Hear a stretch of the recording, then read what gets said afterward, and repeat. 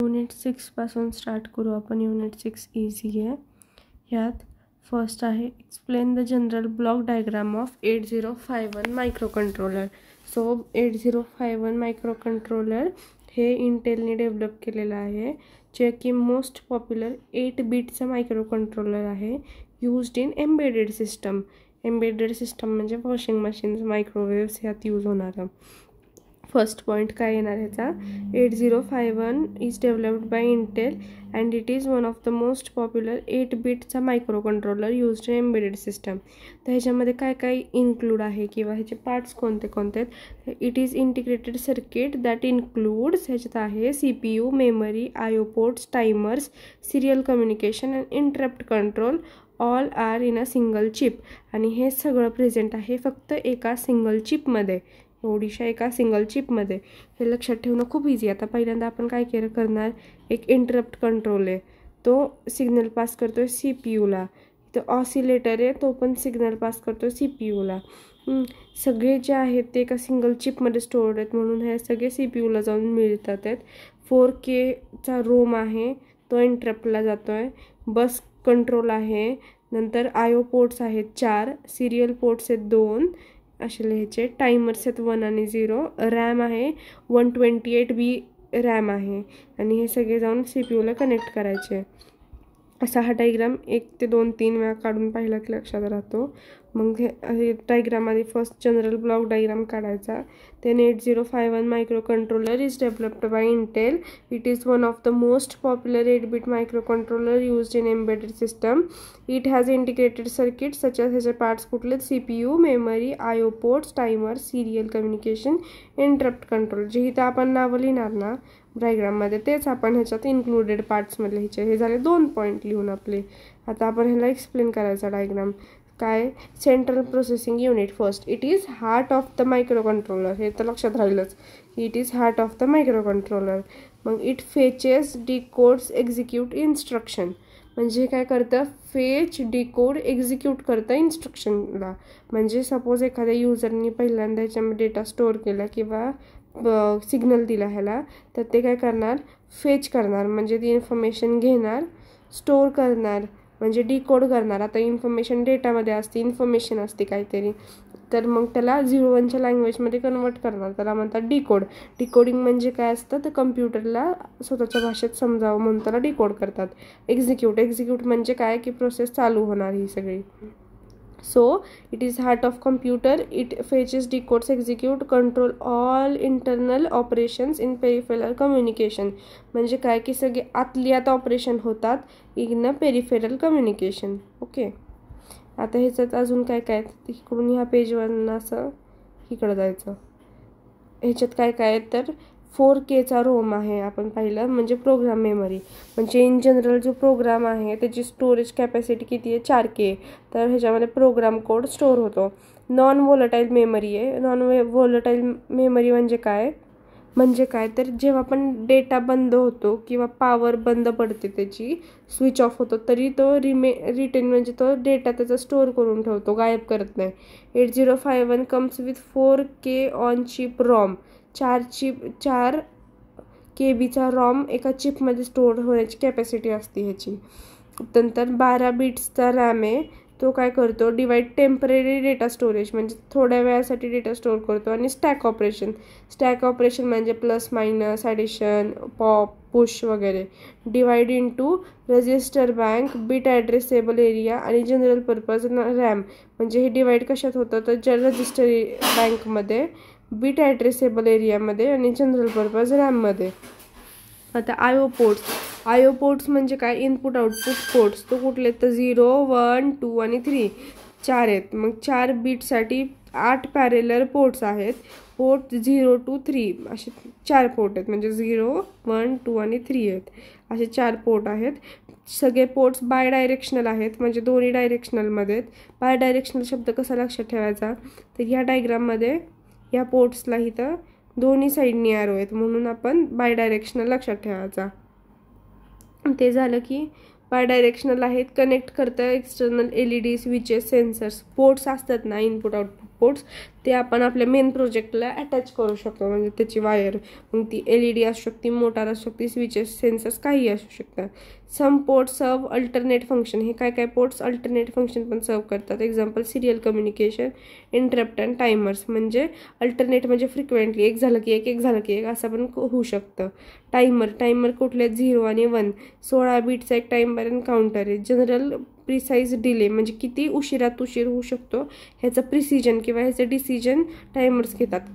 Counting external event म्हणजे काय की एक्सटर्नल जे काही इव्हेंट्स आहेत बाहेरचे ते कॅल्क्युलेट करतं timers. They can operate different modes, 0 to 3 ह्याचे मोड आहेत. आता सिरियल पोर्टमध्ये 2 आहेत, TXD आणि RXD. Provide full duplex serial communication using 2 pins. 2च पिनमध्ये अख्खं सिरियल कम्युनिकेशन सिरियल पोर्ट दाखवतं. TDX म्हणजे ट्रान्समिट डेटा, RDX म्हणजे रिसिव्ह डेटा. ट्रान्समिट म्हणजे काय की देणं डेटाला, रिसिव्ह म्हणजे काय घेणं डेटाकडनं. आता यूज काय आहे ह्याचा, तर use of computing external device. मग जे आहे सिरियल पोर्ट ते एक्सटर्नल डिव्हाइससोबत कनेक्ट होतं. PCsला, मायक्रो कंट्रोलर्सला दुसऱ्या किंवा UARTला. म्हणजे आता आपण मॉडेल केलं तर नाही नव्हतं काही, हे मायक्रो कंट्रोलर होतं 80 Arduino UNO, ते आपण कनेक्ट करायचं आपल्या प्रोजेक्टला, ते त्याला म्हणायचं हे. आता ह्याच्यात काय अजून, interrupt control supports 5 interrupt sources. 5 interrupt सोर्सेसला सपोर्ट करतं. 2 एक्सटर्नल इंटरप्ट असतात, 2 इंटरनल, 2 टायमर इंटरप्ट आहेत आणि एक सिरियलचं इंटरप्ट आहे.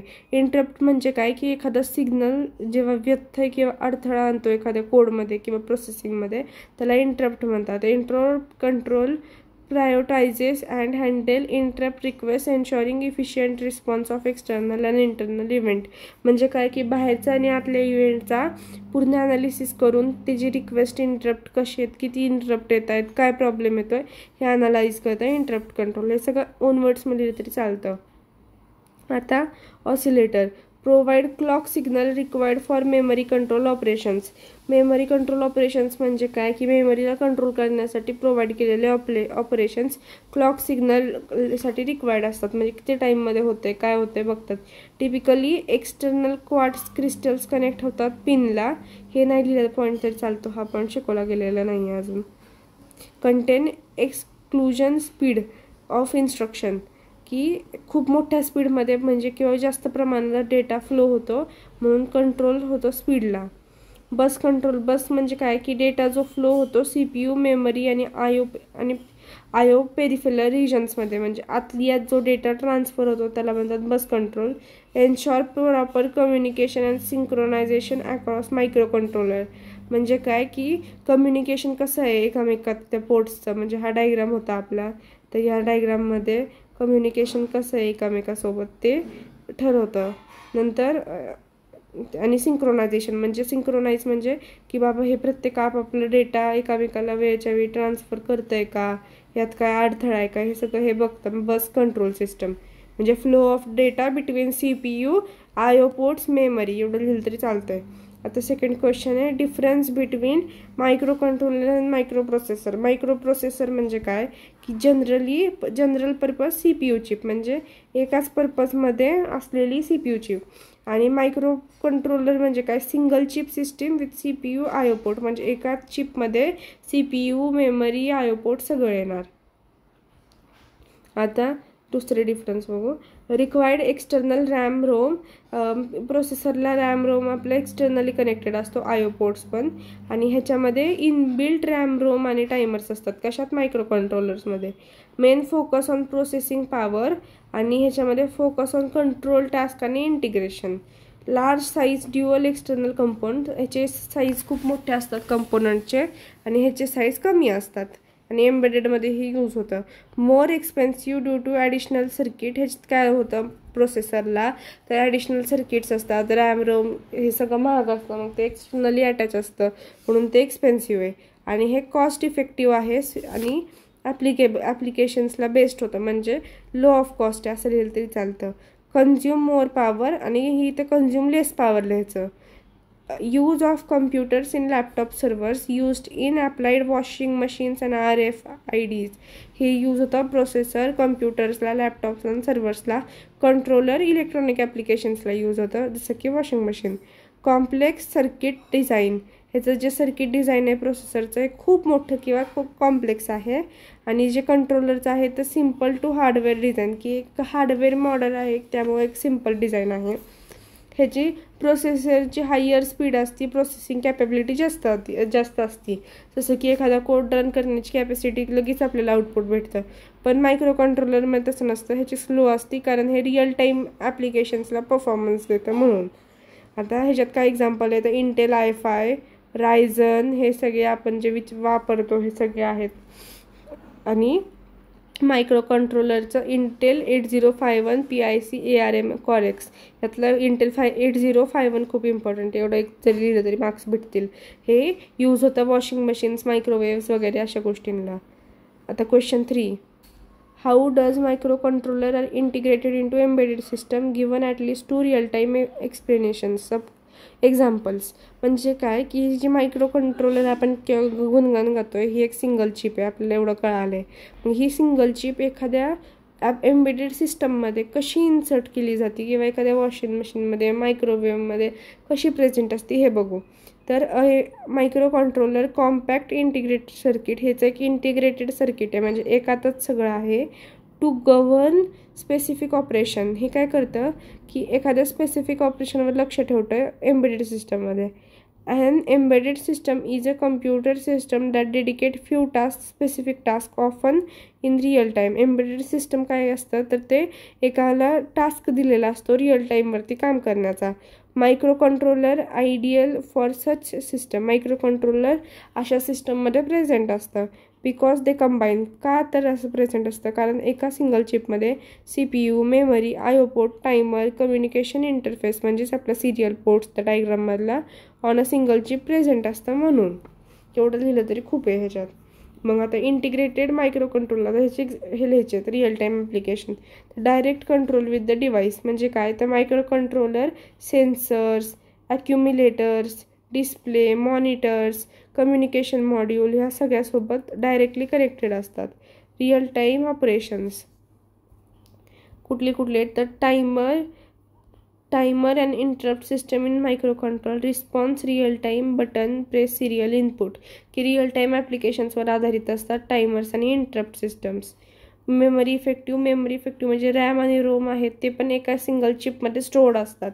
IO पोर्ट्स म्हणजे काय तर general purpose input output device, enables to interact with the variety of peripherals simultaneously.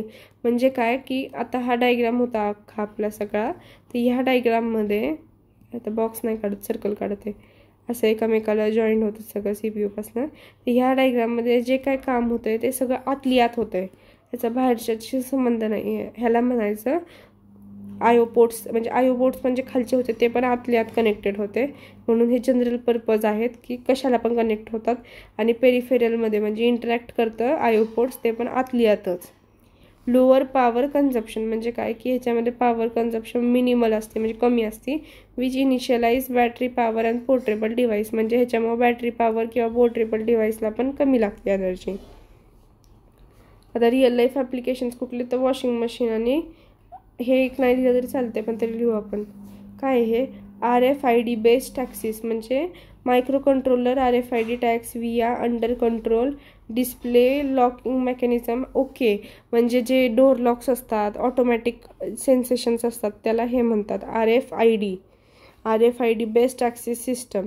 आणि वॉशिंग मशीनमध्ये काय होणार तर सेन्सर्स असतात, इनपुट सेन्सर्स जे water level, door status control करतात, मोटार स्पीड किती कंट्रोल करतं, युजर वॉशिंग प्रॉपर्टीज काय काय बघतं. आणि अल्गोरिदममध्ये प्रीडिफाईंड अल्गोरिदम असतात, त्यात ही चिप इन्सर्ट केली जाते आणि ती रन केली जाते. व्हॉट आर की factors while selecting micro controller in specific application, की एखाद्या ॲप्लिकेशनसाठी मायक्रो कंट्रोलर सिलेक्ट करताना काय काय यूज होतं. Selecting the right micro controller, की एक मायक्रो कंट्रोलर करेक्ट घेण्यासाठी आपल्याला इन्शॉर करायला लागतं एम्बेडेड सिस्टममध्ये की आपण लो कॉस्ट आहे. Micro controller must have function and performance, ह्याला परफॉर्मन्स आणि फंक्शन दोन्ही आहे का चेक करायला लागतं. रिक्वायर्ड असतं टार्गेट ॲप्लिकेशन जे आहे ते. आता ॲप्लिकेशन्स रिक्वायरमेंट काय काय तर task micro control need to perform, की मायक्रो कंट्रोलला दिलेलं काम परफॉर्म करता आलं पाहिजे. जसं की 8 बीटचा कंट्रोलर असतो तो कॉम्प्लेक्स असतो आणि 32 बीटचा असतो तो बेटर असतो. म्हणजे जनरली ॲप्लिकेशन्समध्ये 32 बीट्सचा वापरला जातो असं लिहायचं. मेमरी, रॅम आणि रोम असतं. तर एकाच चिपमध्ये रॅम रोम स्टोअर झाल्यामुळं की इनफ फ्लॅशेस स्टोअर होतात प्रोग्राम स्टोअर करण्यासाठी आणि डेटा स्टोरेज पण आपल्याला खूप भेटतं रन टाईममध्येच. म्हणजे जेव्हा मशीन चालू असेल किंवा काही डिव्हाइस चालू असेल तर तेव्हा स्टोरिंग कॅपॅसिटी ऑलरेडी जास्त असते. Application which has large code base, त्याचा कोड बेस पण रिअल टाईमच्या प्रोसेसिंगनुसार जास्त असतो. Need and type of IO port, number of type of IO port तर जनरली आपण पाहिलं तर 4 आयो पोर्ट्स होते. तर consider the input output need pins, we have to interface motor, display आणि सेन्सर्स. म्हणजे आपल्याला कनेक्ट कशाला करायचं असतं तर मोटार, डिस्प्ले आणि सेन्सर्सला.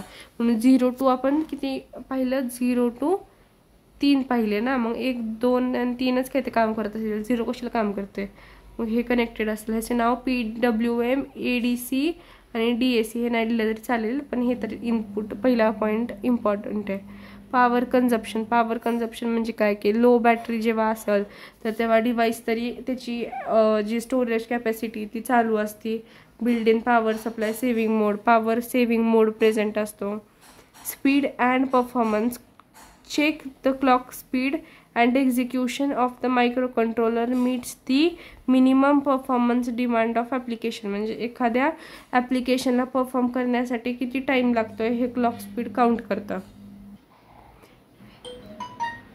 हे अजून एक्स्ट्रा पॉईंट्स आहेत, हे नाही तरी चालतील इथनंपर्यंत, बास झाले एवढे. आता classify the microcontroller based on the word size and memory type. Memory size आणि वर्ड टाईप काय आहे त्याच्यानुसार बेस्ड करायचं आहे. तर micro controller can classify different stages depending on word size आणि मेमरी आर्किटेक्चर. तर मेमरी आर्किटेक्चर आणि वर्ड साईजवरती हे डिफरंट कॅटेगरीजमध्ये डिपेंडेड असतात असं लिहायचं पहिल्यांदा आणि मग आन्सर सुरू करायचं. तर पहिल्यांदा काय लिहायचं, तर 8 बीटचा जो वर्ड साईज असेल तर 8 बीट कशासाठी म्हणजे काय आहे, इथं वेगळे बीट्स आहेत 8, 16, 32 आणि 64. तर कुठलं बीट कशामध्ये फंक्शन करतं आणि कसं करतं हे लिहायचं आहे आपल्याला. 8 बीट करतं टाईम हँडल करतो. इंटेल 8051मध्ये सिम्पल कंट्रोलर टास्क असतात ह्याच्यामध्ये. एवढं लिहायचं ह्याच्यामध्ये की 8 बीट टायमर जो आहे तो सिम्पल कंट्रोलर टास्क परफॉर्म करतो आणि हा प्रेझेंट आहे इंटेल 8051मध्ये. 16 बीट आहे तो मोर पॉवरफुल आहे 8 बीटपेक्षा आणि तो कॉम्प्लेक्स म्हणजे मीडियम कॉम्प्लेक्स टास्क ॲप्लिकेशन्समध्ये रन होतो. त्याचं एक्झाम्पल PIC 24 लिहूयात कारण हे आपल्या नोटबुकमध्ये दिले आहे. नंतर 32 बीट हाय परफॉर्मन्सचा टास्क आहे, कॉम्प्लेक्स आहे, रिअल टाईम मल्टीमीडिया सिस्टम्समध्ये यूज होतं आणि याचं एक्झाम्पल लिहू ARM Core XM सिरीज. नंतर 64 आहे तर रेअर आहे की खूप कमीत कमी ॲडव्हान्स एम्बेडेड सिस्टम्समध्ये यूज होतो. तर जनरली एक्झाम्पल ह्याचं रोबोटिक्स पण येईल. आता हे झालं क्वेश्चन नंबर 5 झाला इथं. तर classify based on memory type. तर मेमरी टाईपवर बेस्ड करायला hardware architecture, von Neumann, CISC based आणि रिस्क बेस्क. तर हे एवढे 4 आहेत पण हा क्वेश्चन मे बी कमीत कमी चान्सेस आहेत त्याचे, तरी आपण करू की म्हणजे काय तर micro controller can classify based on how program and data memory are organized. की एखादा प्रोग्राम किंवा डेटा मेमरी कसा ऑर्गनाइज्ड आहे हे बघतं. मेमरी स्ट्रक्चर आणि डिस्क्रिप्शन. तर मेमरी स्ट्रक्चर कुठले तर hardware architecture, separate memory from code ROM and data from RAM. तर काय करतं हार्डवेअर आर्किटेक्चर तर सेपरेट करतं मेमरीला कोड रॉमपासून आणि डेटाला रॅमपासून. नंतर डिस्क्रिप्शन नाही लिहिलं तरी चालेल ह्याचं, एवढंच खूप झालं. वॉन न्यूमन शेअर करता मेमरीला कोड आणि डेटा दोन्हीच्या. ह्याच्यात हे काय करणार सेपरेट करतं हार्डवेअरमध्ये आणि वॉन न्यूमन काय करतं शेअर करतं. आता SISC कॉम्प्लेक्स इन्स्ट्रक्शन सेट त्याचा फुल फॉर्म आहे विथ व्हेरिएबल मेमरी ॲक्सेस. हे कॉम्प्लेक्स आहे जे इन्स्ट्रक्शन स्टोअर होतात ते. आणि RISC म्हणजे reduce instruction set with effective memory access. म्हणजे रिड्यूस करतं मेमरीच्या इन्स्ट्रक्शन जेव्हा मेमरी ॲक्सेस जास्त असतो. आता explain the architectural features of 8051 controller. जे आपण पहिल्या क्वेश्चनमध्ये पाहिलं, हे कुठं गेला पहिला क्वेश्चन, हां, या डायग्रामच्या खाली जे काय आपण एवढं महाभारत लिहिलं ते सगळं इथपर्यंत आहे. 9 टॉपिक, 9 पॉईंट आहेत यात. ते सगळं फीचर्स विचारले तरी आपण लिहायचं सेमच.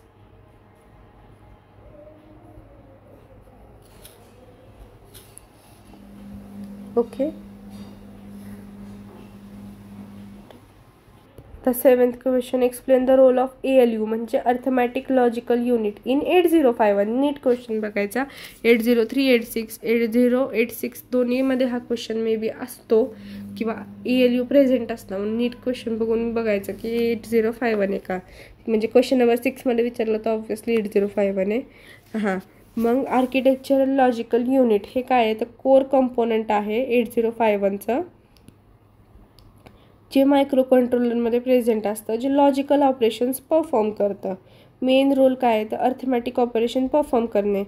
तर ॲडिशन, सबस्ट्रॅक्शन, इन्क्रिमेंट, डिक्रिमेंट असे ऑपरेशन्स हे करतं, परफॉर्म करतं. लॉजिकल ऑपरेशन जसं की and, or, x or not असे गेट्स पण हे परफॉर्म करतं.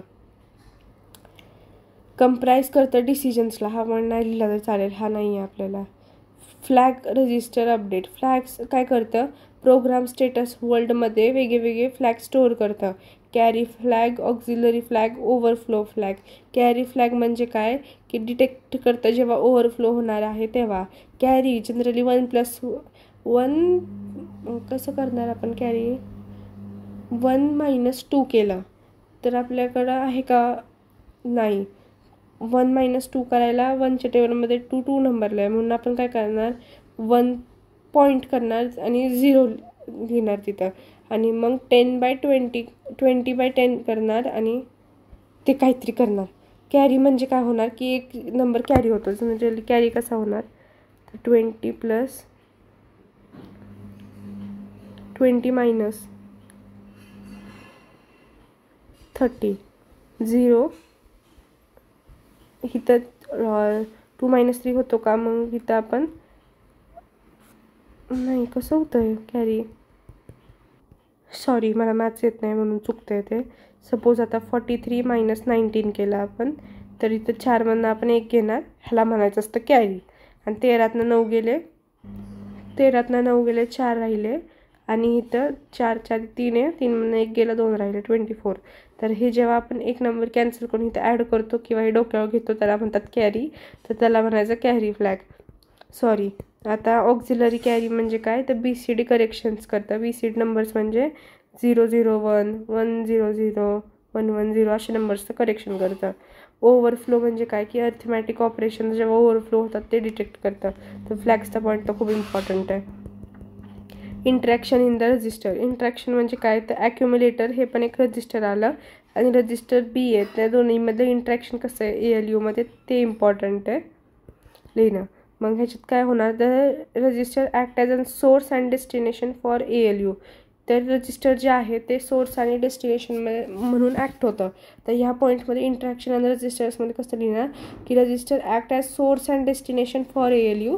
सच registers are primary operated as accumulator and register B. तर आता importance of embedded task. Embedded task कशाला यूज होतात तर डिजिटल सिग्निफिकन्सला, real time decision making, sensor data processing आणि bit level device control. Explain the 8वा question, micro कंट्रोलर्सचे use काय काय ते एक्सप्लेन करायचे आहेत होम ॲप्लिकेशन्समध्ये आणि मेडिकल डिव्हायसेसमध्ये. हे एवढी इन्फॉर्मेशन द्यायची गरज नाही. Micro controller in home applications, washing machines, microwaves, refrigerators. Washing मशीनमध्ये कंट्रोल करतं water intake, motor speed, washing cycle आणि टायमिंग्सला. रिसीव्ह करतं input from sensor, door lock आहे का, वॉटर लेवल कशी आहे, आणि एक्झिक्यूट करतं logically accordingly. Microwaves manage cooking time, power level, sensor based auto cooking, interfere with keypad, display and temperature sensors. Register काहीतरी रेफ्रिजरेटर रेग्युलेट टेम्परेचर जास्त आहे कमी बघतं, सेन्स करतं डेटाला फ्रॉस्टिंगच्या म्हणजे की किती गार आहे त्याच्यानुसार. Some advance model even features touch screen IoT based module remote. काय काय असे पण रेफ्रिजरेटर असतात की ज्याला रिमोट असतात किंवा टच स्क्रीन असतात. बेनिफिट्स आहे energy efficiency, automaticity, user friendly interface. Uses of micro controller in medical device. Medical डिव्हाइसमध्ये डिजिटल थर्मामीटर, हार्ट असली फालतू इन्फॉर्मेशन आहे लिहायची, फक्त डायरेक्ट मेन मुद्दे यायचं. Digital thermometer, heart rate monitor, ECG, general real time electrodes present असतात collect करण्यासाठी. प्रोसेस करतं, फिल्टर करतं, ॲनालाइज करतं डिस्प्लेला आणि ट्रान्समिशन्सला. इन्फ्यूज पंप्स म्हणजे ते नसतात का पंप सोडतात. रेग्युलेट फ्लो करतं फ्लुईडचा म्हणजे असा रेग्युलेट फ्लो म्हणजे थांबलं नाही पाहिजे ते. यूज करतं टायमर, सेन्सर्स, अलाराम्सला सेफ्टीसाठी.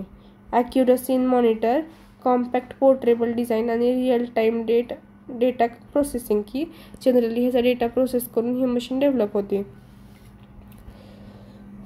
Draw and explain architecture of 8051. ह्याला क्वेश्चन नंबर 1 आहे तो आपला डायग्राम आहे 8051चा तोच आहे. Difference between Harvard and von Neumann micro controller. Harvard architecture आणि वॉन न्यूमन हे आपण आधी डेकोला शिकलो आहे मागच्या सेमिस्टरला. Separate memory from program and data. हा जनरली क्वेश्चन येण्याचे चान्सेस खूप कमी आहेत, पण हे काय करतं तर हार्डवर्ड सेपरेट करतो मेमरीला डेटाला प्रोग्रामपासनं. वॉन न्यूमन काय करतं एकत्र करतं प्रोग्राम आणि डेटाला. हार्डवर्ड काय करतं 2 सेपरेट बस वापरतं. वॉन न्यूमन यूज सिंगल बस किंवा एका सिंगल बसमध्ये इन्स्ट्रक्शन आणि डेटा दोन्ही पण असतं. Simultaneous access program and data possible की एका वेळेस 2 ॲक्सिस आपण करू शकतो आणि ह्याच्यामध्ये एका वेळेस आपण एकच करू शकतो वॉन न्यूमनमध्ये. गरज नाही एवढे पॉईंट करायची ह्या क्वेश्चनला, कारण हा क्वेश्चन येण्याचे चान्सेस खूप कमी आहेत. तरी आपण बघू. Faster execution due to parallelism, slow due to memory की ह्याच्यामध्ये फास्ट असते मेमरी, ह्याच्यात स्लो असती. आधी 3 पॉईंट तर बेसिक आहेत ते एकदा वाचायचेच. ह्याच्यात फास्ट आहे आणि ह्याच्यात स्लो आहे वॉन न्यूमनला. कॉम्प्लेक्स मोर हार्डवेअर डिझाईन्स, हार्डवेअरमधले मोर कॉम्प्लेक्स डिझाईन असतात, वॉन न्यूमनमध्ये सिम्पल असतात. नो रिस्क बस कॉन्टेंट, हार्डवर्डचा बस कॉन्टेंट रिस्क नसतं, ह्याच्यामध्ये पॉसिबिलिटी ऑफ कॉन्फ्लिक्ट असतात. बाद झालीच हा पॉईंट. Explain different types of memory uses in micro controller की मेमरी युजेस मायक्रो कंट्रोलरमध्ये कुठले आहेत. तर हे नाही लिहिलं तरी चालेल. Types of memory micro controller, RAM, ROM वगैरे तसलं. तर रोम म्हणजे रीड ओनली मेमरी, स्टोअर करतं प्रोग्रामला मायक्रो कंट्रोलरमध्ये एक्झिक्युशनसाठी. नॉन वॉलटाईल आहे म्हणजे जेव्हा पण पॉवर ऑफ होईल तेव्हा आपला डेटा कुठंच वाया जाणार नाही, तो तिथं स्टोअर राहतो. In modern micro controller flash ROM is commonly used in electrical erased reprogrammed की फ्लॅश रोम जे आहे ते यूज केलं जातं नवीन इलेक्ट्रॉनिकल गॅजेट्समध्ये. पर्पज आहे स्टोअर करतं मेमरी परमनंटली. रॅम म्हणजे रँडम ॲक्सेस मेमरी, टेम्पररी डेटाला स्टोअर करतं आणि पॉवर ऑफ झाला तर डेटा लॉस्ट होऊ शकतो म्हणून त्याला वॉलेटाईल म्हणतात. होल्ड करतं व्हेरिएबलला, स्टॅक डेटाला, इमिजिएट रिझल्ट पण देतं. पर्पज काय आहे ह्याचा, हँडल करतं dynamic data in run time operation. EEPROM म्हणजे इलेक्ट्रिकली इरेजेबल प्रोग्रामेबल रॉम, मग त्याचं काय करतं तर ते नॉन वॉलेटाईल मेमरीला इलेक्ट्रिकली इरेज करू शकतो आणि रिराईट करू शकतो. User specific setting, calibration data आणि रिटेन करतं पॉवर ऑफ असेल तर, म्हणजे रिटेन म्हणजे आपण परत घेऊ शकतो डेटा. आता flash memory is a kind of ROM memory जी फास्ट राईट इरेज ऑपरेशन करू शकते. रिप्रोग्रामेबल आहे, मेन प्रोग्रामचा कोड होल्ड करतं, ॲक्ट करतं की डिपेंड आहे रॉमवरती पण ॲक्च्युअली नसतं. Special function register, dedicate memory location used in controller hardware consuming timer, serial ports आणि IO ऑपरेशन्स हे तिन्ही पण त्यात प्रेझेंट असतं. आता हे नाही लिहिलं तरी चालेल, काहीतरी आहे. Give 5 applications of micro controller, आत्ताच बघितले. Washing machine, digital thermometer, street light operators, remote control toys आणि RFID म्हणजे बेस्ट अटेंडन्स सिस्टम. आता हे फक्त नीट बघायचं. RFID म्हणजे काय की आपण लॉग इन करतो ना, टीचर्स लॉग इन करतात कॉलेजमध्ये आल्यावर किंवा जॉबला पण तिथं लॉग इन असतं फिंगरप्रिंट, त्याला म्हणतात RFID based attendance system. Remote control टॉईजमध्ये यूज होतंच. झाला युनिट हा 6.